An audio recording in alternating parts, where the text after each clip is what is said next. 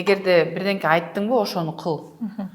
Обещание. Самое, наверное, большое упущение, которое мы как родители делаем детям, это мы обещаем и не делаем их. И у них пропадает к нам доверие.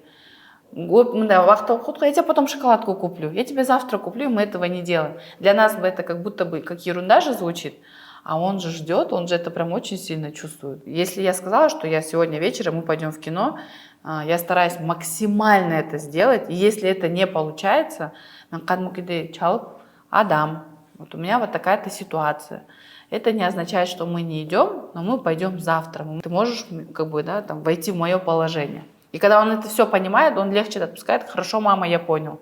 А бирок ооба барабыз деп же балага да эчтеке айтпай, анткени анан көңүлү ооруп калат да анан өзү да алдап баштайт. Анткени ал ойлойт да, мама, папа врут, они же сказали и не делают, ну, значит, я тоже могу врать.